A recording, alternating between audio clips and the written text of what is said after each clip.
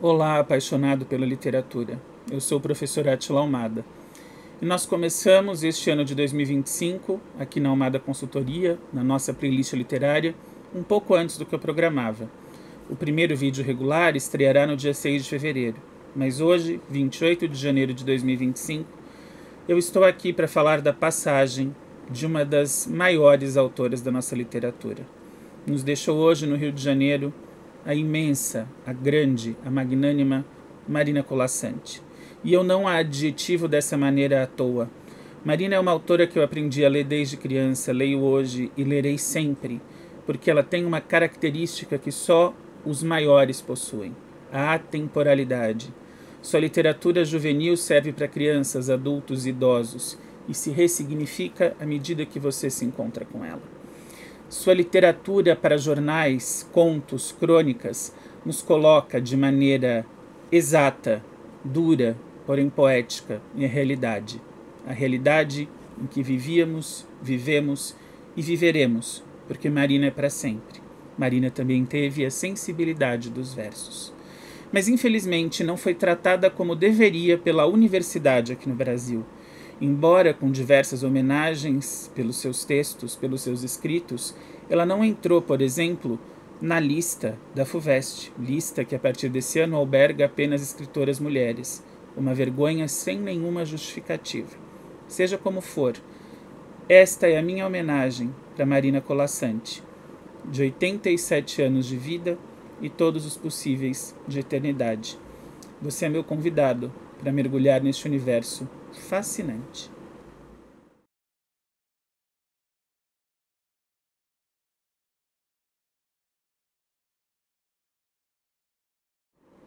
Marina Colasanti nasceu em Asmara, na Eritreia, em setembro do ano de 1937. Ainda criança, mudou-se para Trípoli, capital da Líbia, e depois para a Itália. Sua família veio para o Brasil no ano de 1948, quando se estabeleceu no Rio de Janeiro, cidade onde ela viveu a partir de então. Marina começou a escrever ainda jovem e foi o que a gente chama de escritora polígrafa, porque escreveu diversos gêneros. Como eu adiantei para você, ela escreveu conto, escreveu crônica, escreveu poesia. Como professor de língua portuguesa e literatura, eu trabalhei com os meus alunos do 9º ano e do ensino médio, claro que mudando a abordagem, porque essa era uma das grandes características de Marina. Os textos dela tinham uma linguagem universal, que servia para todas as idades, desde que você adequasse o nível de compreensão. Eu trabalhei com um livro maravilhoso de contos, chamado Uma Ideia Toda Azul, e também trabalhei com 12 Reis e a Moça no Labirinto do Vento. 2 livros com 12 contos cada, que você pode encontrar facilmente pelos meios digitais, em sebos ou mesmo adquirir novos. Eu afirmo com toda certeza, vale demais ter Marina Colasanti na sua biblioteca. Hoje, o que eu vou trazer para vocês é um conto adulto, publicado há bastante tempo, um conto originalmente publicado em jornal, que se chama Como é Mesmo o Nome? Um conto que fala sobre fantasmas que nos assolam há tanto tempo, mas especialmente hoje na época da virtualidade.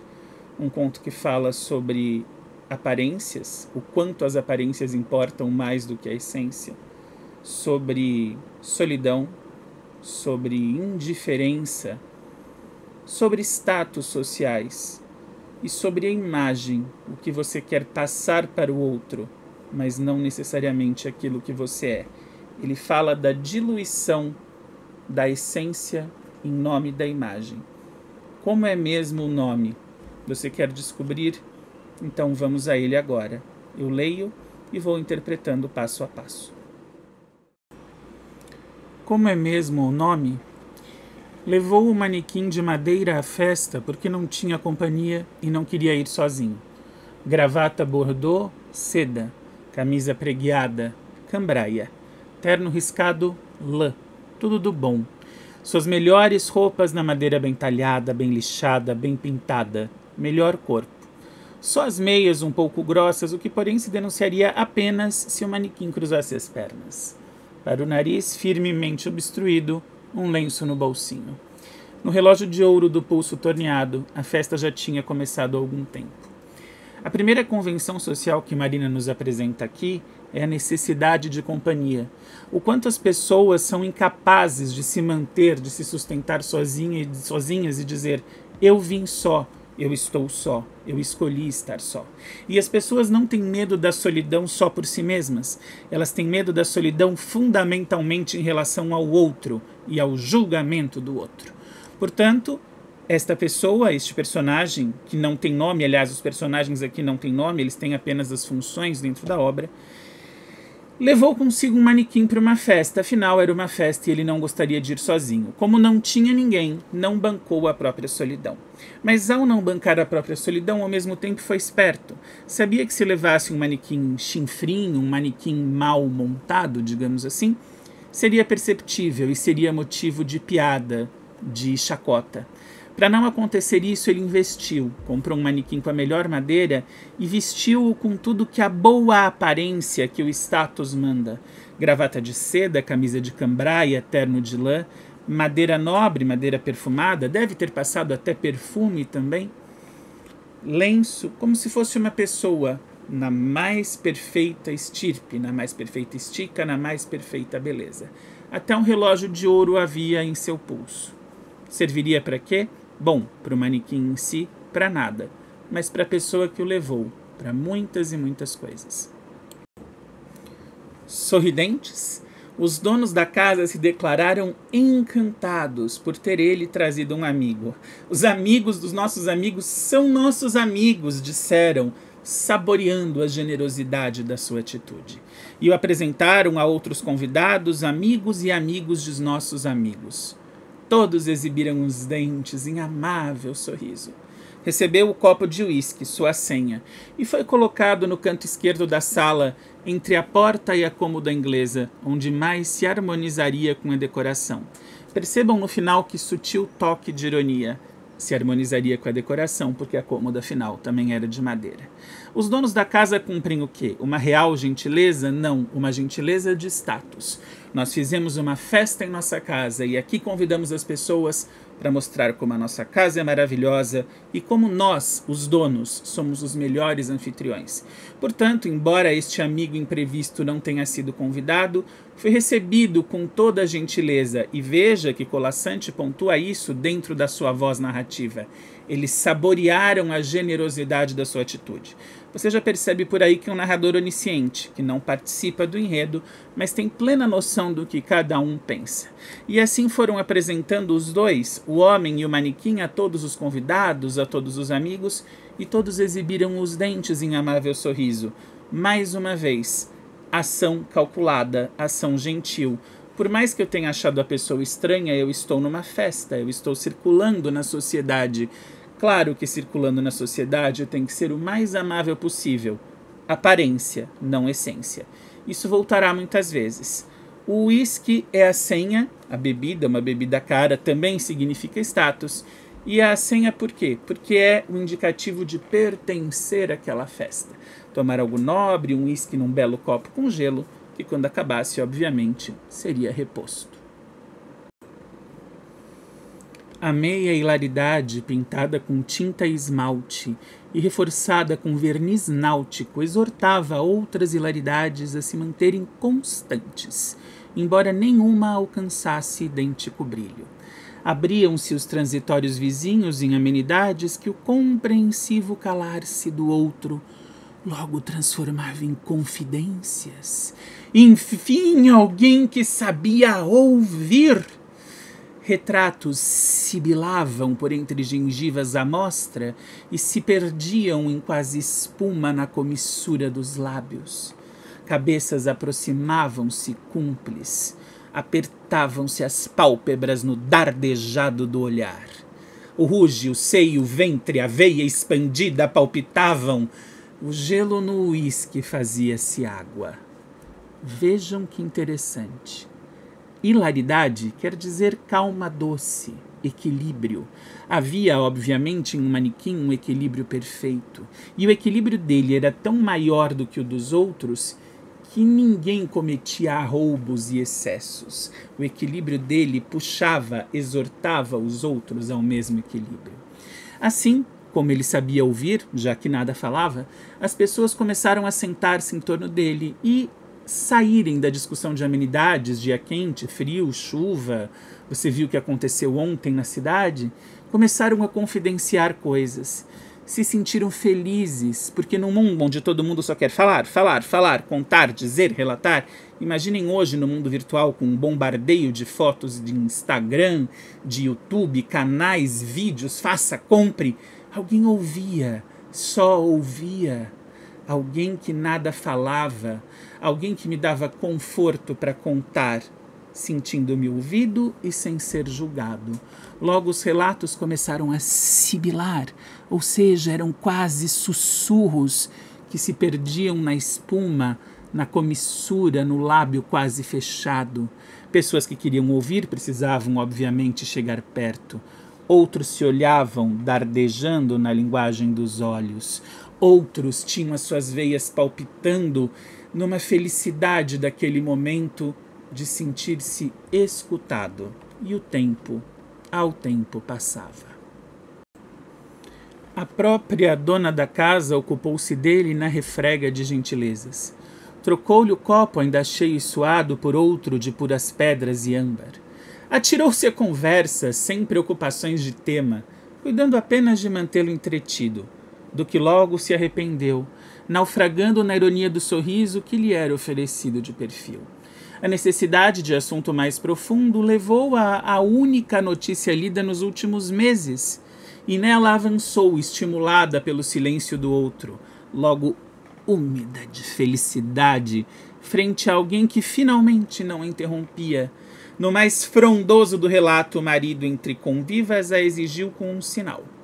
Afastou-se, prometendo voltar. Marina retorna aqui ao tópico da anfitriã. O narrador onisciente mostra a atitude da dona da casa, pensada como uma gentileza para ser vista como uma boa pessoa, uma pessoa que recebia bem. Então ela correu a trocar-lhe o copo de uísque, sem ter sido sequer bebido, obviamente, mas por outro com mais gelo, outro recém-servido, e começou a falar, sem preocupação de tema. Claro, esperando que ele respondesse, afinal, se ontem houve uma inundação na cidade, ele falaria, nossa, é mesmo, que chuva, puxa, não aconteceu nada no meu bairro. Só que ele não respondeu. E aí o sorriso dela naufraga, como diz o narrador, porque ela pensa, meu Deus, será que eu falei uma bobagem? Será que o que eu falei é desinteressante? E aí ela puxou um outro assunto. A única notícia lida nos últimos meses, alguém que não se informava, uma pessoa que era muito boa em receber, mas alienada da sociedade. Tão mais profundo isso é hoje. As notícias da internet. Nunca circulou tanta informação, mas nunca uma informação tão fraca e nunca tão ausente de qualidade. Então ela começou a falar dessa notícia e aí se sentiu feliz porque ele não retrucava, ele não redarguia, ele ficava em silêncio. Ela se sentiu úmida, ou seja, ela sentiu um negócio, vocês entenderam o que eu quis dizer? Um negócio de felicidade por não ser interrompida. E quando ela estava no ápice desse negócio, o marido a chamou. Outro corte. Ela se afastou, prometendo voltar, claro, afinal, ela jamais iria passar a sensação de deixar aquele convidado tão simpático sozinho. O brilho de uma calvície abandonou o centro da sala e coruscou a seu lado, derramando-lhe sobre o ombro confissões impudicas, relato de farta atividade extraconjugal. Sem obter comentários, sequer um aceno, o senhor louvou intimamente a discrição, achando-a, porém, algo excessiva entre homens. Homens menos excessivos aguardavam em outros cantos da sala a repetição de suas histórias. Não acendeu o cigarro de uma dama e esta ofendeu-se. Já não havia cavalheiros como antigamente? Não acendeu o cigarro de outra dama e esta encantou-se. Sabia bem o que se esconde atrás de certo cavalheirismo de antigamente. Os cinzeiros acolheram os cigarros, sem uso. Nestes 2 parágrafos, Marina cutuca com muitíssima habilidade 2 coisas, 2 problemas da sociedade de sempre. O primeiro, a atividade extraconjugal, a traição, a pulada de cerca. Um homem possivelmente mais velho, já que calvo, com a careca brilhando, deixa a sala e, ao perceber aquele convidado tão silencioso e auditivo, senta-se ao seu lado e conta intimamente as suas traições. Ela usa o adjetivo impudicas, ou seja, confissões sem nenhum pudor, fartas de assuntos sexuais, assuntos impróprios, assuntos proibidos. E, obviamente, o manequim não responde. Mas também, obviamente, o homem não havia percebido que era um manequim.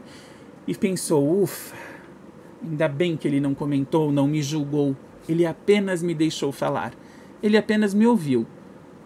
Embora não seja normal os homens fazerem tanto silêncio. Mas, enfim, fui ouvido. Outros homens aguardavam. Queriam ouvir e queriam principalmente contar. Foram se aproximando daquele silencioso rapaz e se sentiram confortáveis para dizer das suas vidas. No segundo parágrafo, a partir da ideia de acender um cigarro, que era normal nas festas antigas, dentro das casas, fumar, enfim, não havia essa questão de saúde tão candente como há hoje, este homem não acendeu o cigarro de uma dama, ou seja, ele não fez o que poderia ser visto como uma gentileza. A primeira dama se ofendeu. Poxa, ele não foi cavalheiro? Eu pedi fogo, eu pedi para ele acender o meu cigarro, ele não acendeu. Uma segunda se encantou, falou, ele não acendeu o meu cigarro, então ele não é um mal intencionado, porque se ele acendeu o meu cigarro, quem sabe ele quer o meu corpo. Veja como ela critica aqui uma sociedade imprevisível e instável, de múltiplas sensações, uma sociedade na qual o mesmo gesto pode ser interpretado como grande grosseria ou grande cavalheirismo. Na verdade, o que manda é a intenção e não o gesto em si. Um cavalheiro sentiu-se agredido pelo seu desprezo, um outro pela sua superioridade. Um doutor enalteceu-lhe a modéstia, um senhor acusou-lhe a empáfia, e o jovem que o segurou pelo braço surpreendeu-se com sua rígida força viril. Nenhum suor na testa, nenhum tremor na mão, sequer uma ponta de tédio.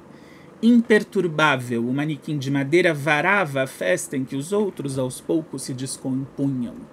Já não eram como tinham chegado. As mechas escapavam, amoleciam os colarinhos, secreções escorriam nas peles pegajosas.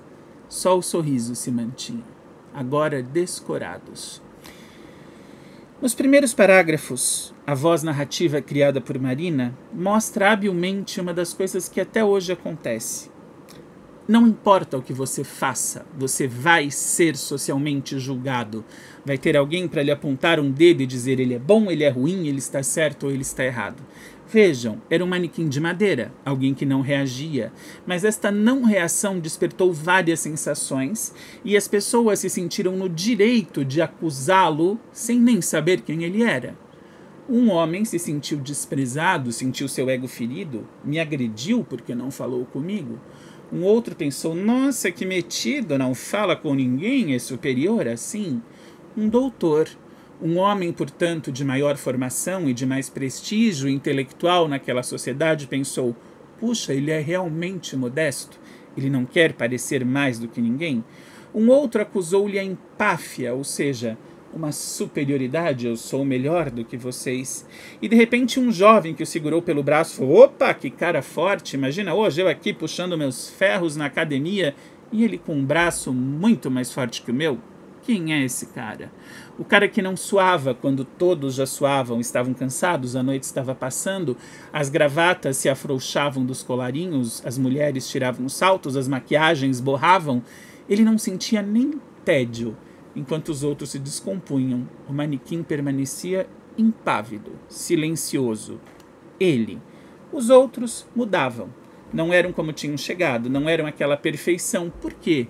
Porque os outros chegaram montados como não eram. Os outros se aprontaram, se produziram. Os outros não eram a essência, os outros eram aparência. Apenas o manequim era aparência e essência, de madeira, mas essência. No relógio torneado do pulso rijo, a festa estava em tempo de acabar.